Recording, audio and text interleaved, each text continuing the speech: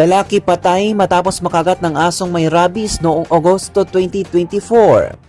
Patay ang isang lalaki matapos makagat ng asong may rabies noong Agosto 2024. Ayon sa ulat ng ating mga kasamang media, weekend nitong Sabado, nakuhanan ng kinakasama ng 31 anyos na biktimang si Janelo Limbing ang kanyang mga huling sandali habang nakatali sa kama ng isang ospital.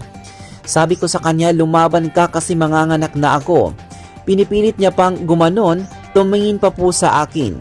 Nasigaw niya na po ang I love you, sabi ni Eva Pinalba na kinakasama ni Janelo, isang factory worker sa Laguna. Ayon sa salaysay ni Eva, nakagat si Janelo ng isang asong nakatali sa labas ng bahay ng kanyang kapatid noong Agosto 2024. Pinatay daw agad ang aso matapos ito maulol.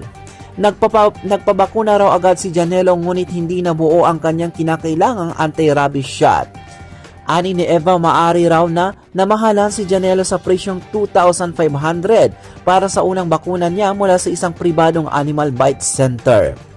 Sinabihan na po kami na i-refer daw po kami sa ospital po ng RITM sa Alabang sa Muntinlupa.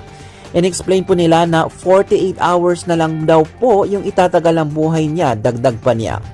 Sa mga huling sandali niya, nagawa pa ni Janelo gumawa ng mga video upang magpaalam at mag-iwan ng huling habilin para sa kanyang mga anak.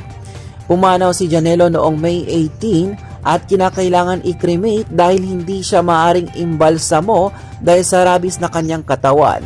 Sa kanyang pagpanaw, naulila si Janelo ang kanyang mga anak na babae at may habilin siya na isa publiko ang nangyari sa kanya.